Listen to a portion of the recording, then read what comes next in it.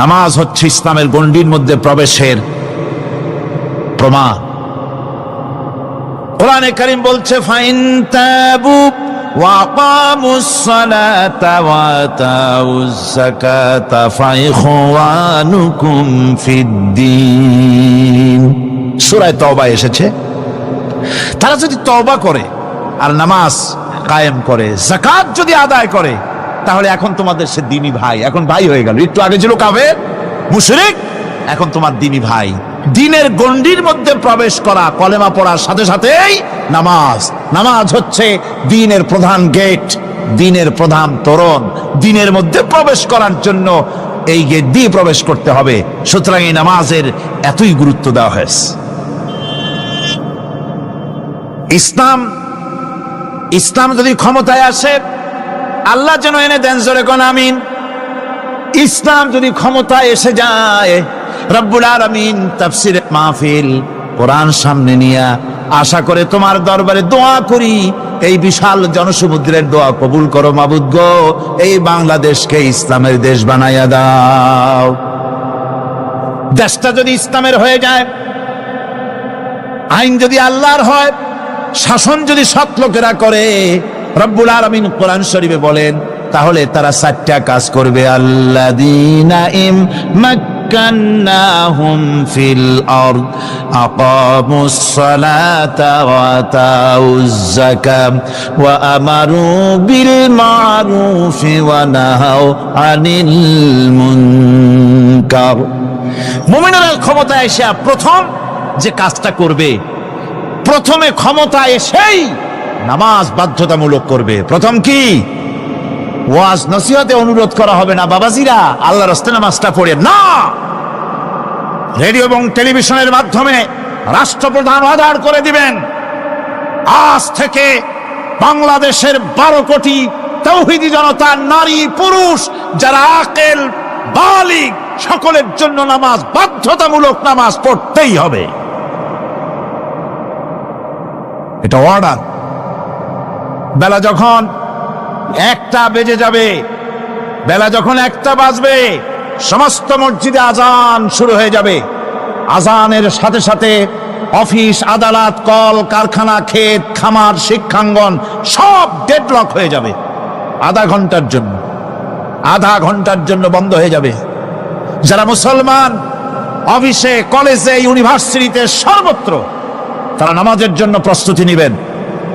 আধা ঘন্টার ভিতরে নামাজ আর খানা সেরে আবার কলেজ চলবে, বিশ্ববিদ্যালয় চলবে, কল চলবে, কারখানা চলবে, ক্যান্টনমেন্ট চলবে, সেক্রেটারিয়েট চলবে, সব আপন গতিতে চলতে থাকবে। আল্লাহর রহমত, বরকত আকাশ ফেরে নাজিল হয়ে যাবে। আর এই অর্ডার যে দেওয়া হবে, নামাজ পড়বেন সেখানে।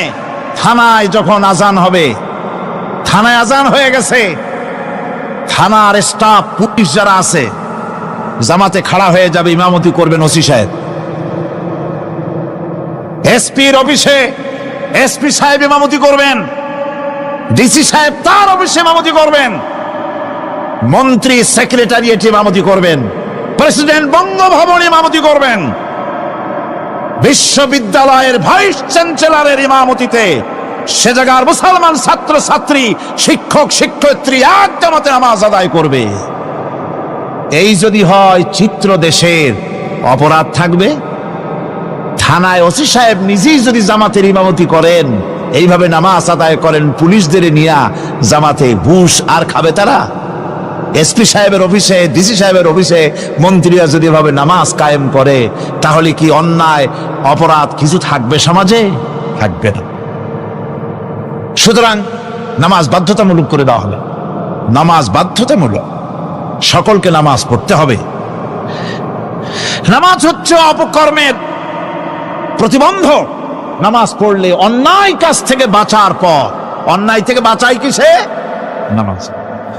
আল্লাহ রাব্বুল আলামিন বলেন, উতলু মা উহিয়া ইলাইকা মিনাল কিতাবি ওয়া আকিমিস সালাম ইন্নাস সালাতা তানহা আনিল ফাহশাই ওয়াল মুনকার।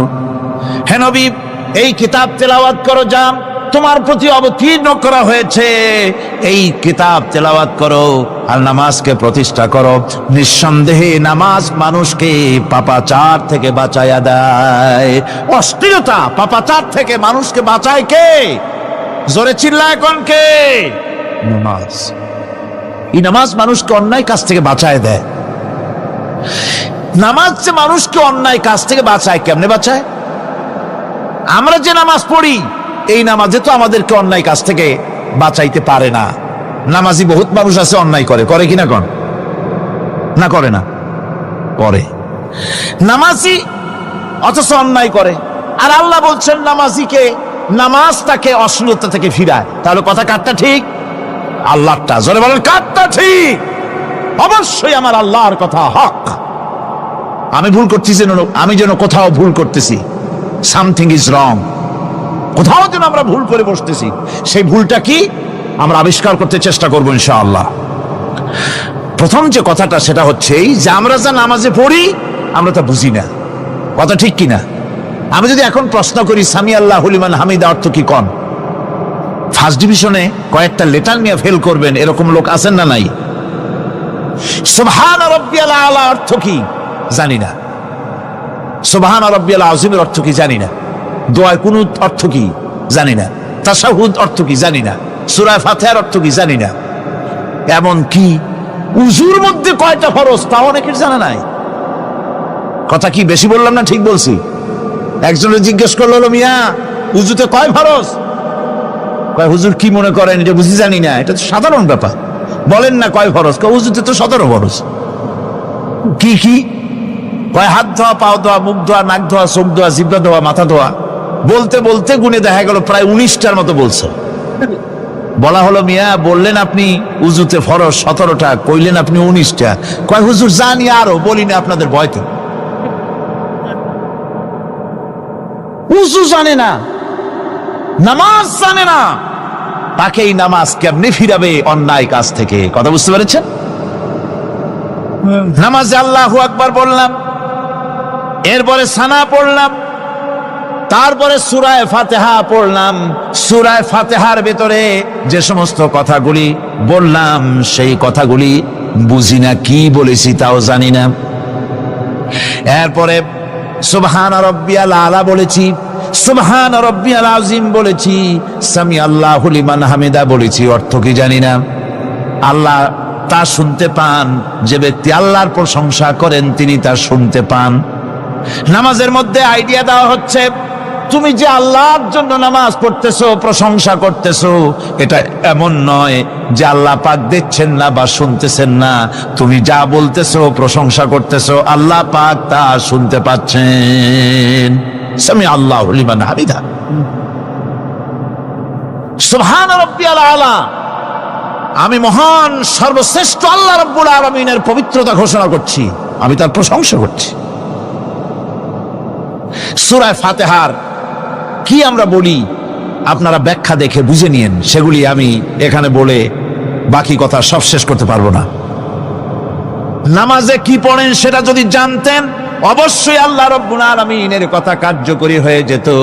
ইন্নাস সালাতা তানহা আনিল ফাহশাই ওয়াল মুনকার। নামাজ মানুষকে পাপের কাজ, অশ্লীলতা থেকে ফিরাতে পারে। আল্লাহ ইন্না বসায়ছেন, নিশ্চয়ই, বেশক, অবশ্যই নামাজ পাপ থেকে ফিরাবে। কিন্তু কেমনে ফিরাবে নামাজ তো বুঝি না। নামাজ তো বুঝি না, খালি সেজদা দেয় জনমের মতো। আর সেজদা কি? নামাজে যদি দেখে ইমাম দেরি করতেছে, আত্তাহিয়াত পড়তে দেরি হয়ে যাচ্ছে, পিছন থেকে সিগন্যাল মারে, ঠিক কিনা? বেয়াদব, বেয়াদব। তোমার নামাজ, তোমার আত্তাহিয়াত আগে শেষ হয়েছে, তাতে কি হয়েছে? চুপ করে বসে থাকো।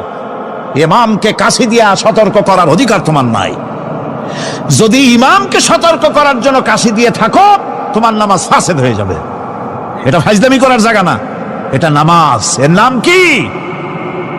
ধীরে সুস্থে নামাজ পড়তে হবে। অনেকে মসজিদটারে মনে করে জেলখানা, ঢুকতে যত দেরি, বেরোতে পারলে যেন বাসে যান ছটফট করে। সিনেমার মধ্যে গিয়ে ঘন্টার পর ঘন্টা বসে থাকে, খারাপ লাগে না? মসজিদে কেরাত যদি একটু লম্বা পড়ে, পিছনে বসে খালি কি যে করে, মনে মনে বলতে থাকে যে ইমাম এমন কাঁচা ছাড়া ছাড়ি না। আর গান যখন শোনে শুনতেই থাকে, কত মজা, ঘুম আসে না। নাউজুবিল্লাহ কম। সুতরাং নামাজে কি পড়েন সেটা আপনাকে বুঝতে হবে। সঠিকভাবে নামাজ পড়ার পরও যদি কোনো মানুষের সঠিকভাবে, ভালো করে শোনেন, সঠিকভাবে নামাজ পড়ার পরেও যদি কোনো মানুষ পাপের থেকে না ফেরে, তাহলে বুঝতে হবে একথা, পানি আর সাবান দিয়া কাপড় ধুলে কাপড়ের ময়লা যাবে, কিন্তু পানি আর সাবান দিয়া কয়লা জনমের মতো ধুইলেও কয়লার ময়লা যাবে না। কথা বুঝে আসছে? এর থেকে আর উত্তম দৃষ্টান্ত আমার কাছে নাই। নামাজ পড়ার পরেও যদি চরিত্র ভালো না হয়, বুঝতে হবে নামাজ হচ্ছে না, কাঙ্ক্ষিত মানের নামাজ আদায় হচ্ছে না। আল্লাহর নবী বলেছেন, যার নামাজ পাপ কাজ হতে ফিরাতে পারলো না, তার নামাজ নামাজি নয়।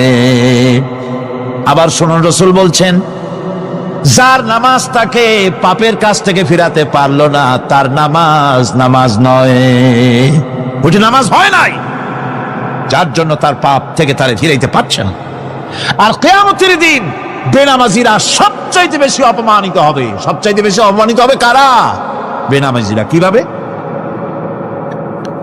يوم يكشف عن ساق ويدعون إلى السجود فلا يستطيعون।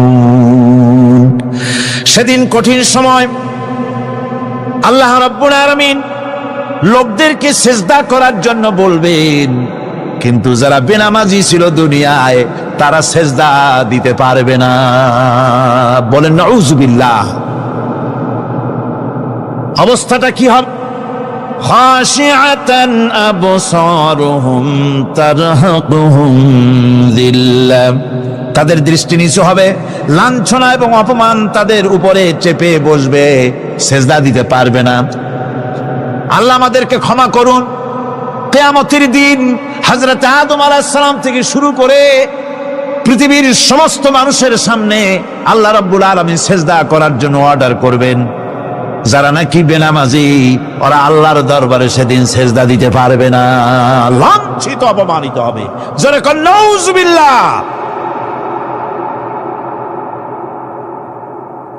নামাজ, মুমিনের নামাজ একরকম, মুনাফিকের নামাজ হলো আর এক রকম। মুনাফিকরাও নামাজ পড়ে, পড়ে কিনা কন? মুনাফিকেরাও নামাজ পড়ে। মুনাফিকেরা যখন নামাজ পড়তে যায়, আল্লাহ রাব্বুল আলামিন বলতেছেন, ওয়াইদা কামু ইলাস সালাতি কামু কুসালা। মুনাফিকেরা যখন নামাজ পড়তে দাঁড়ায়, নামাজে আসে ঠিক তারা, কিন্তু নামাজের জন্য দাঁড়ায় খুব শৈথিল্য ভারে, শৈথিল্য ভাবে দাঁড়ায়, কাহিলি, সুস্তি, এ জায়গা চুলকায়, পায়জামা ধরে টান দেয়, টুপিটা ঘুরে আয়, এদিক ওদিক তাকায়। মুনাফিকের নামাজ দেখলেই ঠিক পাওয়া যায় যে বেটা মুনাফিক। এইভাবে সে দাঁড়ায়। তার নামাজটা কি জন্য? ইউরাউনান নাসা ওয়ালা ইয়াযকুরুনাল্লাহা ইল্লা কালিলা। তাদের নামাজ হচ্ছে মানুষকে দেখাবার নামাজ। নাউজুবিল্লাহ। এখন দেখবেন এই মৌসুম আসছে, নামাজের মৌসুম, বেনামাজিদের নামাজের মৌসুম। জনসভা হচ্ছে, নির্বাচন আসতেছে, নামাজে রক্ত হয়ে গেছে, তাড়াতাড়ি আজান হয়ে গেল। টুপি না থাকলে রুমাল একটা মাথায় দিল, উজু আছে কি না আছে, আল্লাহু আকবার, যা আছে কপালে হয়ে যাক। মানুষকে দেখাবার জন্য এরা নামাজ পড়ে। এরা আল্লাহর শরণার্থে নামাজ খুব কম লোকই পড়ে। এরা হচ্ছে মুনাফিক। দুনিয়া এবং আখিরাতে কল্যাণের জন্য একমাত্র মাধ্যম হচ্ছে নামাজ।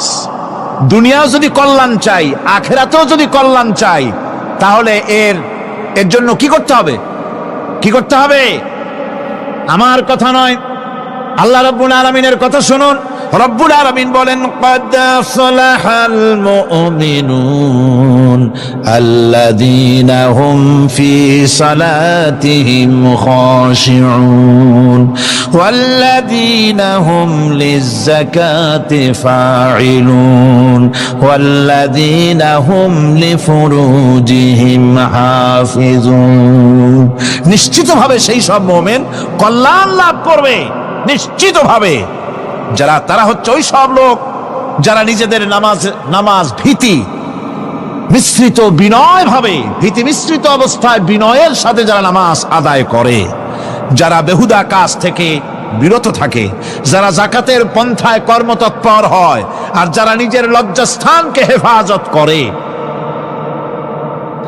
এরপরে আল্লাহ পাক বলেন ওয়াল্লাযীনা হুম লিআমানাতিহিম ওয়া আহদিহিম রাউন ওয়াল্লাযীনা আলা সালাওয়াতিহিম ইউহাফিজুন ওয়াল্লাযীনা আলা সালাতিহিম হাফিজুন। আর যারা তাদের আমানতকে পূর্ণ করে, আমানত এবং তাদের ওয়াদা চুক্তি পূর্ণ করে, এবং যারা নিজেদের নামাজ সমূহকে পূর্ণভাবে হক আদায় করে নামাজ পড়ে, নামাজের যারা হেফাজত করে, এরা কারা? এরা হচ্ছে উলাইকা হুমুল ওয়ারিসুন আল্লাযীনা ইয়ারিসুনাল ফিরদাউসা হুম ফিহা খালিদুন। এরা হচ্ছে সেই সব লোক, এরা উত্তরাধিকার হচ্ছে জান্নাতের উত্তরাধিকার, জান্নাতুল ফিরদাউসে আল্লাহ রাব্বুল আলামিন এই গুণ বিশিষ্ট লোকদের জন্য জায়গা করে দিবেন। জোরে কোন সুবহানাল্লাহ। নামাজকে পড়তে বলা হয়নি, কোরআন শরীফে বলা হয়েছে নামাজ কায়েম করো। কি বলা হয়েছে কন্ত দেখি? নামাজ কায়েম করো, নামাজ পড়ো। এই কথা কিন্তু কোরআন শরীফে কোনো জায়গায় আছে নাকি? এখন কায়েম করা কারে বলে? একটা গুরুত্বপূর্ণ আরেকটি বিষয়, নামাজ কায়েম করতে বলা হয়েছে। কায়েম কি? কায়েমটা হচ্ছে দৃষ্টান্ত স্বরূপ বলা যায় যে জিনিসটা সমাজে প্রতিষ্ঠিত আছে ওইটারে বলে কায়েম হওয়া, আর যেটা প্রতিষ্ঠিত নাই ওটা কায়েম নাই। কায়েম মানে হলো প্রতিষ্ঠিত থাকা। যেমন আমাদের দেশে, আমাদের সমাজে নারী পুরুষ শিশু বৃদ্ধ সকলেই কাপড় পরা, শাড়ি পরা, লুঙ্গি পরা, এই কাপড় পরাটা কায়েম আছে, প্রতিষ্ঠিত আছে না নাই? যার কারণে কাপড় পরা সমাজে কায়েম আছে বলে উলঙ্গ মানুষ সমাজে খুঁজে পাওয়া যায় না, পাগল ছাড়া। ঠিক কিনা?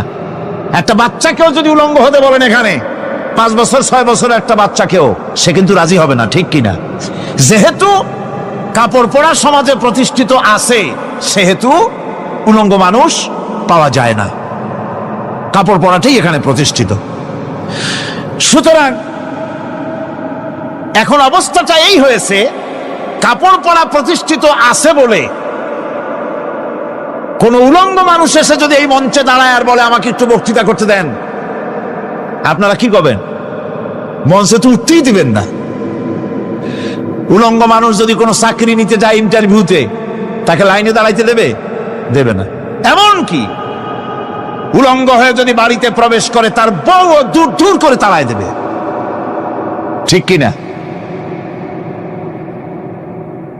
যেহেতু সমাজের ভিতরে কাপড় প্রতিষ্ঠিত আছে সেই জন্য এই উলঙ্গ মানুষ পাওয়া যায় না। অনুরূপ ভাবে নামাজ যদি প্রতিষ্ঠিত হতো সমাজের ভিতরে, তাহলে বেনামাজি খুঁজে পাওয়া যেত না। চাকরি করতে গেলে সেখানে নামাজ মানদণ্ড হয়ে যেত, নামাজ পড়ে কিনা তা দেখে নেওয়া হতো। বেনামাজি লোক পাওয়াই যেত না যদি প্রতিষ্ঠিত থাকতো। প্রথম প্রশ্নই হতো তুমি নামাজ পড়ো কিনা। ইলেকশনে যদি একজন উলঙ্গ মানুষ এসে দাঁড়ায়, ভাইরা এবার আমার বোতল মার্কা বাক্স, উলঙ্গ মানুষ এসে ভোটে দাঁড়াইছে, আপনারা ভোট দিবেন? দিবেন। ওইটা কাপড় প্রতিষ্ঠিত আছে বলে, লুঙ্গি প্রতিষ্ঠিত সমাজে আছে বলে উলঙ্গ মানুষকে আপনি ভোট দিবেন না। নামাজ যদি প্রতিষ্ঠিত থাকতো সমাজে, বেনামাজি মানুষ যদি এসে মঞ্চে দাঁড়ায়া যতই বলতো আমি ক্ষমতায় গেলে এই করব সেই করব, নামাজ প্রতিষ্ঠিত থাকলে পরে বেনামাজিরে কেউ ভোট দিত না। নামাজ যদি প্রতিষ্ঠিত থাকতো তাহলে অফিসের অফিসার তো দূরের কথা, বেনামাজি অফিসের ঝাড়ুদারের চাকরিও তার কিসমতে যুক্ত না, যদি নামাজ প্রতিষ্ঠিত থাকতো। এর নাম হলো নামাজ কায়েম হওয়া। নামাজ কায়েম থাকলে এই অবস্থার সৃষ্টি হতো। এই জন্য আল্লাহ পাক বলেছেন নামাজকে কায়েম করতে হবে। নামাজ হবে সব ভালো কাজের মানদণ্ড। সমস্ত ভালো কাজের মানদণ্ড কি?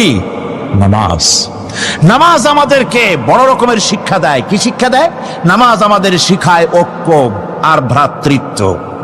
ভ্রাতৃত্বের আর ঐক্যের শিক্ষা দেয়। এক নেতার আনুগত্য করা শিখায়। জামাত যত বড় হোক, ইমাম হবে কয়জন? একজন ইমাম হবে। আর এই ইমাম মানে কি? নেতা। ইমাম মানে কি? নেতা নির্বাচন শিখায় নামাজে। নেতা নির্বাচন কে শিখায়? নামাজ শিখায়। বোঝেন খুব ভালো করে। কিভাবে? মনে করুন চট্টগ্রাম শাহী মসজিদে ইমাম প্রয়োজন। এখন সেই ইমাম নেওয়ার জন্য ইন্টারভিউ কল করা হলো, বিজ্ঞাপন দেওয়া হলো পত্রিকায়। অনেক আলেম আসলেন। ইন্টারভিউ বোর্ডে যারা বসলেন তারা ইন্টারভিউটা কিভাবে নেবেন? যার মাথার চুল লম্বা বেশি তার ইমামতি দেওয়া হবে, যার লুঙ্গিটা পায়ের গিরার তলে তারে দেওয়া হবে, যার মোষটা মুখের মধ্যে গিয়া ঢুকছে, হাসি দিলে বুঝাই যায় না হাসে না কান্দে, তারে দিবে। দাড়িগুলা কামাইছে তারে দেবে। সিগারেট খায়, বা অবশ্য চট্টগ্রাম আর সিলেটে সিগারেটের ফতোয়া ভিন্ন রকম। বরিশালে আমি যেখানে জন্মগ্রহণ করেছি, আমার এলাকায় কোনো আলেম যদি সিগারেট খায়, মসজিদের ইমাম তো ভালো, মসজিদ ঝাড়ু দিতেও ঢুকতে দেবে না মসজিদে। এটা এই এলাকার এক রকমের কায়দা। আমি এটার ব্যাপারে কথা নাইবা বললাম। তো আপনারা খুঁজে দেখবেন সে সিনেমা দেখে নাকি, মিথ্যা কথা বলে নাকি, বউ পর্দায় থাকে নাকি। এগুলি মাইক্রোস্কোপ যন্ত্র দিয়ে ইমামের মাথা থেকে পা পর্যন্ত দেখবেন কিনা কন? আচ্ছা এবার কত দেখি, এই ইমাম সাহেব ইমামতি করবে কতজন লোকের? 500, 1000। শাহী মসজিদে ধরেন 5000 লোক হইল। 5000 লোক, 5000 লোকের ইমাম নির্বাচনের সময় পা থেকে শুরু করে মাথা পর্যন্ত দেখেন, এমনকি বউ পর্যন্ত। বৌমনি আনিয়ে দেখেন না, পর্দায় থাকে কিনা এইটা আপনারা দেখেন, ঠিক কিনা? এ খবরটা নেন। 5000 লোকের একটা ইমাম বানাতে গিয়ে মাইক্রোস্কোপ যন্ত্র দিয়ে দেখেন মোষ কেমন, দাড়ি কেমন, চুল কেমন, পাও কেমন, হাত কেমন, হাতে নখ লম্বা কিনা, দাঁতে ছাতা কিনা, বউ পর্দায় থাকে কিনা, মিথ্যা কথা কয় কিনা, এত দেখেন। আর যখন নির্বাচন আসে তখন 2.5 থেকে 3 লক্ষ মানুষের জন্য একজন এমপি নির্বাচিত হয়। সেই ইমামকে বাছাই করার জন্য নামাজ পড়ে কিনা, জিনাকার কিনা, মদখোর কিনা, সুদখোর কিনা, ঘুষখোর কিনা, বদমাশ কিনা বাছাই করা হয় না।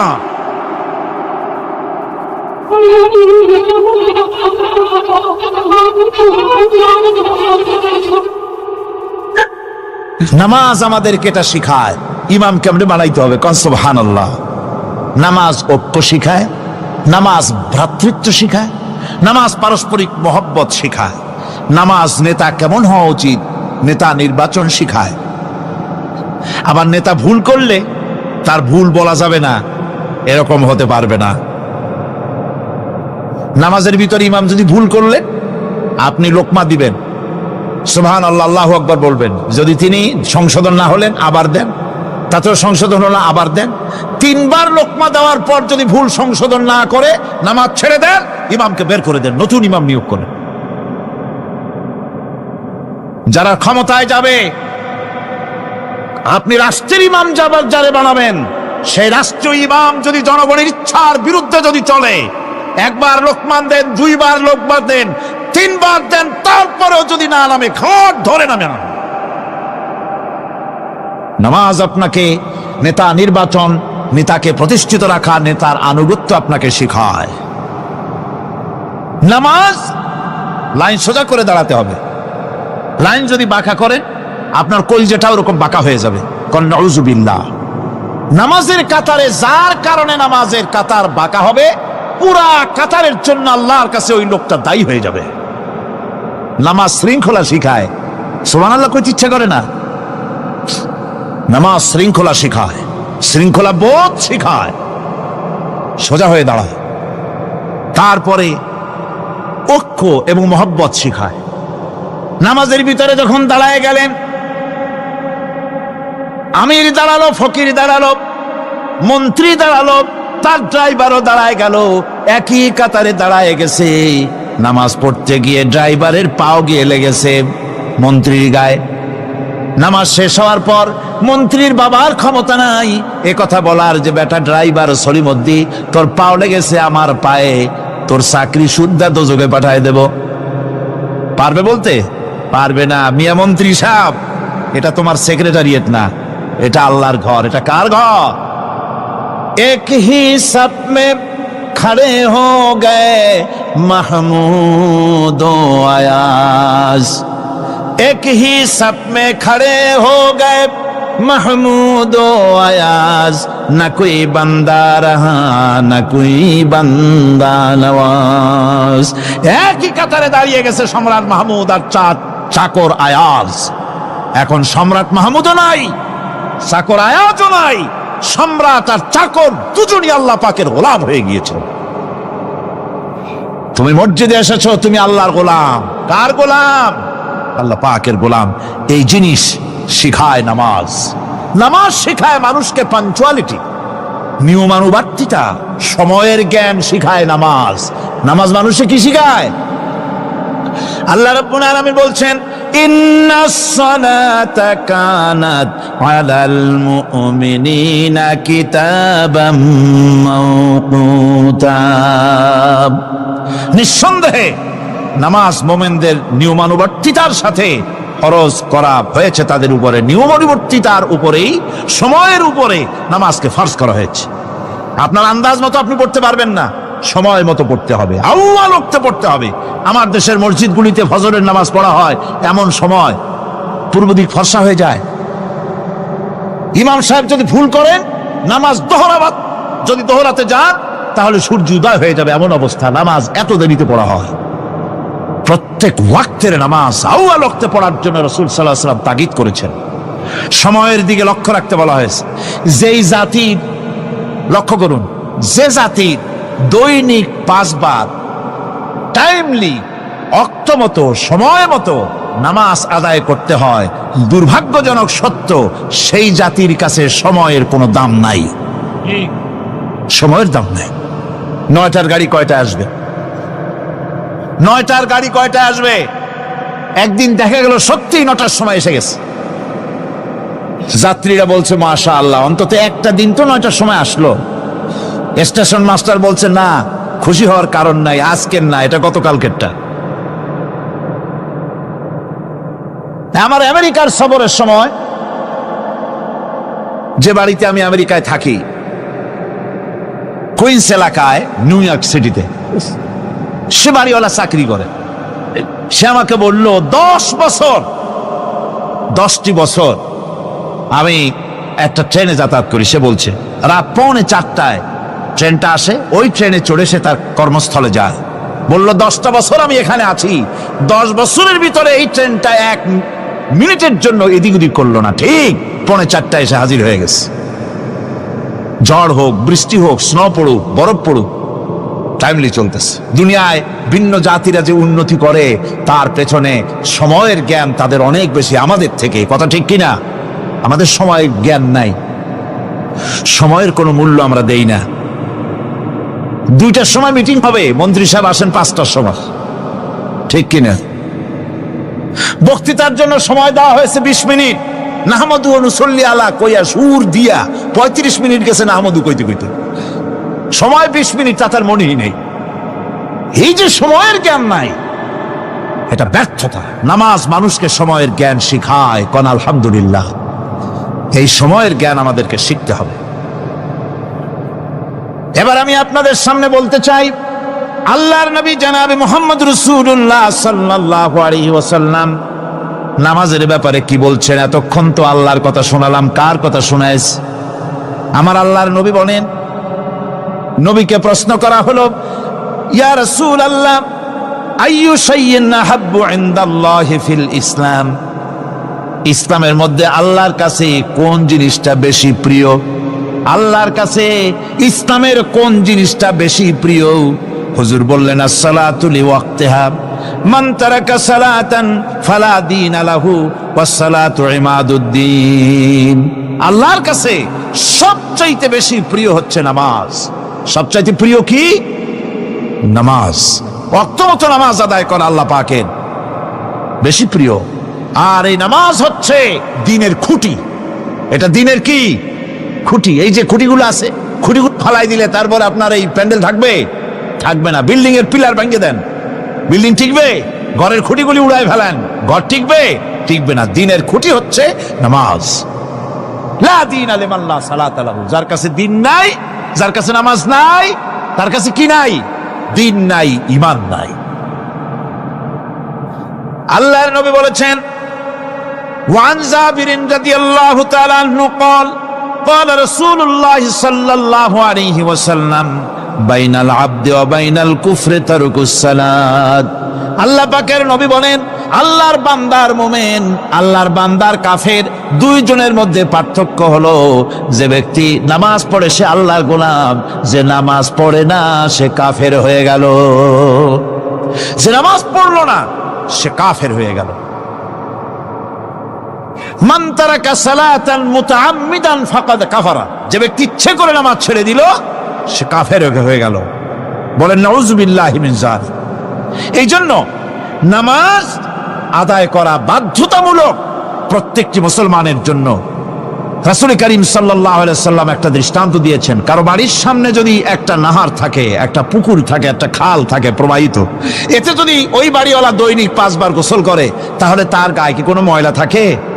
হুজুর, সাহাবীরা বললেন না হুজুর, থাকে না। হুজুর বললেন এটাই হলো নামাজের দৃষ্টান্ত।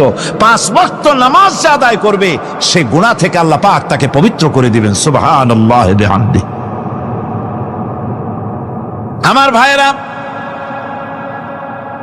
নামাজ পড়লে পরে এক জুমা থেকে আর এক জুমা পর্যন্ত মানুষ যে সমস্ত গুনাহ করে, কবিরা গুনাহগুলি বাদে, শিরক আর কবিরা গুনাহগুলি বাদে যত গুনাহ আছে তার কাফারা হয়ে যায়।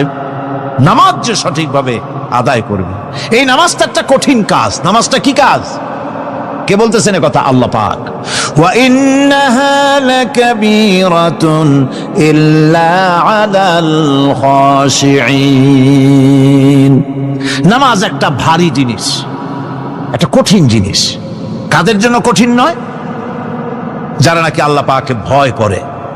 আল্লাযীনা ইয়াযুন্নুনা আন্নাহুম মুলাকু রাব্বিহিম ওয়া আন্নাহুম ইলাইহি রাজিউন। যারা নাকি একথা মনের ভিতরে ধারণা করে যে আল্লাহ রাব্বুল আলামিনের দরবারে আমার হাজির হওয়া লাগবে, মোলাকাত করা লাগবে, এই চিন্তা যারা করে তাদের জন্য নামাজ মোটেই কষ্টকর নয়, নামাজ মোটেই তাদের জন্য অসহনীয় নয়, বোঝা নয়, ভার নয়। তারা নামাজ আদায় ঠিকই করবে। এই জন্যে বিবি বাল বাচ্চা সকলকে নামাজের জন্য তাকিদ করতে হবে। যত ভাই এখানে এসেছেন নিজেরা পড়বেন, বিবি বাল বাচ্চাকে তাকিদ করবেন। আল্লাহ পাক বলছেন ওয়া আনজির আশিরাতাকাল আকরাবিন। তোমার নিকটবর্তী যারা আছে তাদেরকে তুমি আল্লাহর ভয় দেখাও। নামাজের জন্য তাদেরকে বলো আল্লাহর ভয় তাদের অন্তঃকরণের মধ্যে সৃষ্টি করে দাও। আর এই নামাজ পড়তে হবে জামাতের সাথে। নামাজ পড়তে হবে কিসের সাথে? জামাতের সাথে। রাসূল করিম সাল্লাল্লাহু আলাইহি ওয়াসাল্লাম বলছেন, হুজুরের কাছে, আল্লাহর নবীর কাছে হযরতে আবু হুরায়রা রাদিয়াল্লাহু তাআলা আনহু হাদিসটি বর্ণনা করেছেন। হুজুরের কাছে একজন অন্ধ লোক এলো। সেই অন্ধ লোক এসে বললেন, হুজুর আমি তো চোখে দেখি না, জামাতের যে গুরুত্বের কথা আপনি বললেন, আমাকে কি রুখসত দেওয়া যায় নাকি? আমি অনেক সময় সাথী সঙ্গী পাই না, আমাকে কি রুখসত দেওয়া যায় নাকি? হুজুর বললেন হ্যাঁ, তোমাকে রুখসত দেওয়া গেল। অন্ধ যখন হেঁটে যাচ্ছিলেন নবীজি তাকে আবার ডাকলেন, ডেকে জিজ্ঞেস করলেন, অন্ধ নামাজের মসজিদের আজান কি তোমার কানে যায়? বলে হ্যাঁ আমি আজান শুনি। হুজুর বললেন আজানের জবাব দিবা, মসজিদে এসে জামাতে নামাজ পড়বা। একজন অন্ধকে রুখসত দেওয়া হয় নাই। মসজিদে আজান শোনার পর ঘরে বসে যদি নামাজ আদায় করেন নামাজের হক আদায় হবে না। হুজুর সাল্লাল্লাহু আলাইহি ওয়াসাল্লাম বলেছেন, মসজিদে আজান হওয়ার পর যে ব্যক্তি ঘরে বসে নামাজ পড়ে, আমার ইচ্ছা হয় ঘরটা আগুন দিয়ে জ্বালায় দেই। কে বলতেছেন? রাহমাতুল লিল আলামিন বলতেছেন। রাহমাতুল লিল আলামিন বলতেছেন। ঘরের মধ্যে যদি মেয়ে লোক আর বাচ্চারা যদি না থাকতো, তাহলে আমার ইচ্ছে হয় আমি বলি আগুন দিয়ে ঘরটারে জ্বালায় দাও। এই ঘরের মহব্বতেই তো সে বাইর হয় না। নামাজের এত বড় গুরুত্ব দেওয়া হয়েছে। আমার বন্ধুগণ, এই নামাজের জামাতি আল্লাহর নবী জীবনের শেষ নামাজ জামাতে আদায় করেছেন। জীবনের শেষ নামাজটাও জামাতে আদায় করলেন। তখন তার এমন অবস্থা, এত অসুস্থ, দাঁড়াতে পারেন না, হাঁটতে পারেন না। দুইজন সাহাবীর কাঁধের উপরে ভর করে তারপরে বহু কষ্ট করে মসজিদে গিয়ে নামাজ আদায় করেছেন। খুতবা দিয়েছেন, বললেন, খুতবা দিতে গিয়ে বললেন, আজ থেকে মসজিদে নববীর চতুর্দিকের সকলের দরজা বন্ধ হয়ে যাবে, শুধু আবু বকরের দরজাটা খোলা থাকবে। আল্লাহর নবী বললেন, আল্লাহ রাব্বুল আলামিন এই পৃথিবীতে তার এক বান্দাকে জাগতিক সব সম্পদ দিতে চেয়েছিলেন, কিন্তু সে বান্দা সব জাগতিক সম্পদকে উপেক্ষা করে মাবুদের সঙ্গে দেখা করা বেশি জরুরি, বেশি পছন্দ মনে করেছেন। এতটুকুন কথা নবীজি বললেন, কেউ কিছু বুঝলো না। হযরতে আবু বকর রাদিয়াল্লাহু তাআলা আনহু হুজুরের এই কথা শুনে কাঁদতে কাঁদতে তিনি অস্থির হয়ে যাচ্ছেন। সাহাবীরা চিন্তা করলেন, হুজুর কার কথা বলেছেন, তাতে কান্নার কি আছে? বয়োবৃদ্ধ, জ্ঞান বৃদ্ধ হযরতে আবু বকর রাদিয়াল্লাহু তাআলা আনহু বুঝতে পেরেছেন এই পৃথিবীর সব সম্পদ তো আল্লাহ হুজুরকেই দিতে চেয়েছিলেন। তিনি সমস্ত সম্পদকে উপেক্ষা করে তার মাবুদের সঙ্গে দেখা করার জন্য প্রস্তুতি নিয়েছেন। তার মানে হলো আল্লাহ নবীর বিদায় হয়ে যাবেন, আমরা নবী থেকে এতিম হয়ে যাব। নবীজি ঘরের মধ্যে প্রবেশ করলেন, প্রচন্ড জ্বর এলো। এই প্রচন্ড জ্বর নিয়ে তিনি শুয়ে আছেন, কখনো বেহুশ কখনো হুশ। এর মধ্যে সারাজান হয়ে গেল। সাহাবীরা বহুক্ষণ অপেক্ষা করে হযরত আবু বকরের ইমামতিতে নামাজ শুরু করলেন। হুজুরের হুশ এলো, প্রশ্ন করলেন, আয়েশা রে, এখন কোন সময়? হযরত আয়েশা বলেন, ইয়া রাসূলুল্লাহি, মসজিদে নববীতে নামাজ শুরু হয়ে গেছে। সাহাবীরা অনেকক্ষণ অপেক্ষা করে আমার বাবার ইমামতিতে নামাজ পড়তেছে সবাই, কিন্তু সাহাবীরা কেঁদে কেঁদে নামাজের মধ্যেই কাঁদতে কাঁদতে অস্থির হয়ে যাচ্ছে। তাদের মনের ধারণা হয়েছে নবীজির পেছনে নামাজ পড়ার কিসমত থেকে তারা মাহরুম হয়ে গেল। নবীজি বলেন, আয়েশা, দরজা খুলে দাও আর আমার মাথাটা একটু উঁচু করে ধরো, আমি একটু নামাজের দৃশ্যটা দেখি। দরজা খুলে দেওয়া হলো, নবীজির মাথা উঁচু করে ধরা হলো। নামাজের জামাতের দৃশ্য দেখে নবীজি আবার শুয়ে পড়লেন। হযরত মা আয়েশা লক্ষ্য করে দেখেন নবীজির দুই চোখের কোণা দিয়া পানি পড়তেছে। মা আয়েশা জিজ্ঞেস করেন, ইয়া রাসূলুল্লাহ, হে, নামাজের দৃশ্য দেখে চোখে কেন পানি এলো? হুজুর বলেন, আয়েশা রে, এটা কোনো দুঃখের পানি নয়, এটা তৃপ্তির পানি। এই যে জামাত নামাজ পড়তেছে লোকেরা, এই জামাত কায়েমের জন্য তায়েফের ময়দানে অনেক রক্ত আমার ঝরেছে। উহুদের ময়দানে দান্দান মুবারক শহীদ হয়েছে, সাহাবায়ে কেরাম জীবন দিয়েছে। এই যে জামাত আমি দেখতে পেলাম, ভবিষ্যতের একটা ছবি যেন চোখে ধরা পড়লো। আমার মনে হলো কিয়ামত পর্যন্ত এই পৃথিবীতে আমার যত উম্মত আসবে তারা এইভাবে করে জামাতে নামাজ আদায় করবে।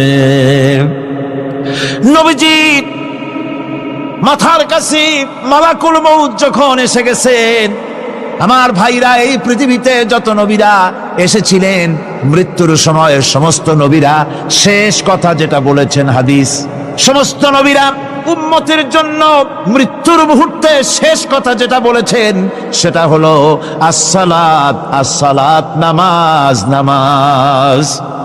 আমার নবী যখন বিদায় হয়ে যান, বিদায় মুহূর্তে মেয়ের কথা বললেন না, কলিজার টুকরা নাতির কথা বললেন না, জামাইয়ের কথা বললেন না, স্ত্রীর কথা বললেন না, মৃত্যুর সময় শেষ কথা বললেন আসসালাত, আসসালাত ওয়া মা মালাকাত আইমানুকুম, নামাজ, নামাজ, আমার উম্মতেরা নামাজ, আমার উম্মতেরা নামাজ ছেড়ে দিও না, নামাজ।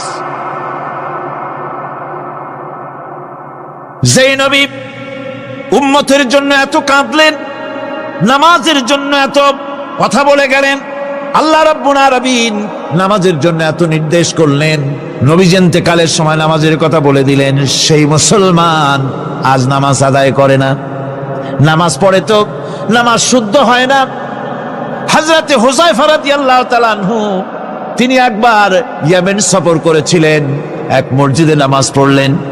একজনকে তিনি নামাজ পড়তে দেখলেন, নামাজ পড়তে দেখে তিনি অপেক্ষা করলেন। লোকটার নামাজ হয়ে যাওয়ার পর তিনি প্রশ্ন করলেন, আল্লাহর বান্দা, তুমি কতদিন এরকমের নামাজ পড়তেছো? তিনি বললেন, প্রায় 40 বছর তো হবে আমি এরকম নামাজ পড়তেছি। হযরতে হুযায়ফা বলেন, তুমি কি আমারে চেনো? কয়, না, চিনি না।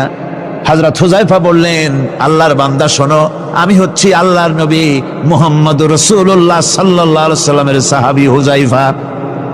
ও আল্লাহর বান্দা, তুমি যেভাবে নামাজ পড়েছো এইরকম যদি 40 বছর নামাজ পড়ে থাকো, আল্লাহর কসম করে বলি, নবীজি যে নামাজ শিখাইছেন তোমার সে নামাজ হয় নাই।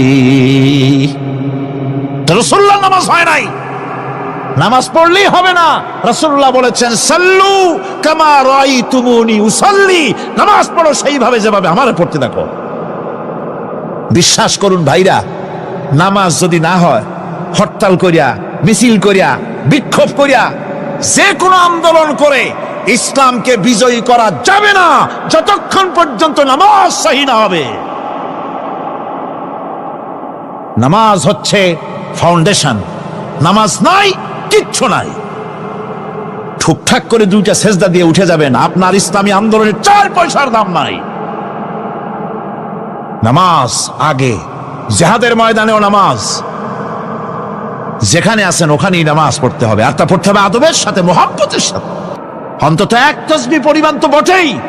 যদি তা না হয়, রুকুর থেকে দাঁড়ালেন, সেজদায় চলে গেলেন, ওয়াজিব তরক হলো। সেজদা দিলেন না, নামাজ ফাসেদ হয়ে গেল, নষ্ট হয়ে গেল নামাজ। এটা পাগলামি না। নামাজ সহিভাবে আদায় করতে হবে। নামাজ থেকে দাঁড়াবেন, রুকুর থেকে দাঁড়ায় গেলেন, বলবেন রব্বানা লাকাল হামদ, কোন রব্বানা লাকাল হামদ হামদান কাসীরান তাইয়িবান মুবারাকান ফিহি। একজন সাহাবী এই দোয়াটা পড়ছিলেন। নামাজ শেষ করে আল্লাহর নবী প্রশ্ন করলেন, নামাজের ভিতরে অতিরিক্ত এই কথাগুলি কে বলেছো? সাহাবী ভয় পেয়ে গেলেন। ভয় ভয় তিনি বললেন, হুজুর আমি বলেছি। হুজুর বললেন, তুমি জানো না আমি নবী, তুমি নবী না, আমি যা দেখি তুমি দেখতে পাও না। তুমি যখন এই দোয়াটা পড়তেছিলে আমি লক্ষ্য করেছিলাম আল্লাহর রহমতের ফেরেশতারা প্রতিযোগিতা করতেছিল তোমার আমল নামায় কে কত বেশি নেকি লিখবে।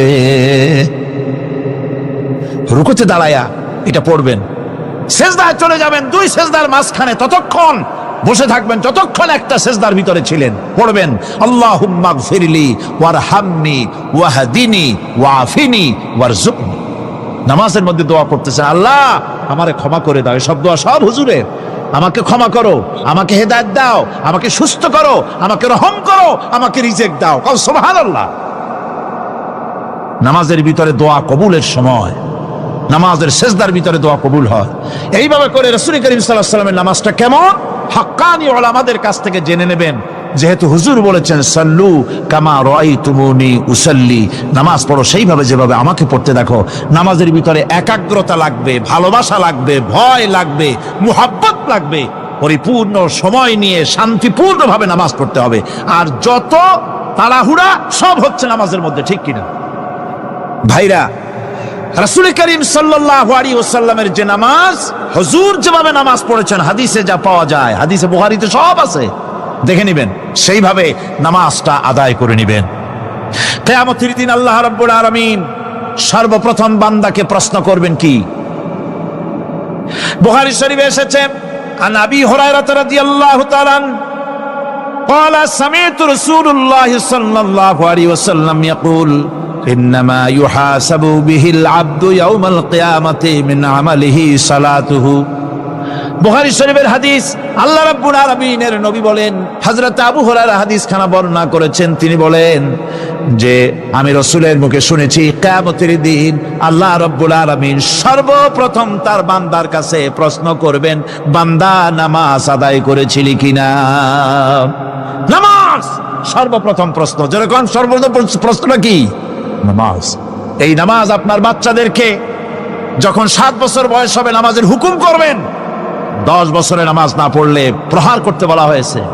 নামাজের জন্য কড়াকড়ি করতে হবে। পুরুষ নারী মেয়েদের মাসের ভিতরে কখনো কখনো তাদের যে সমস্ত মাসলা মাসাইল আছে সেই অনুযায়ী কখনো তাদের ক্ষমা আছে, বাকি তাদের নামাজ পড়তে হবে।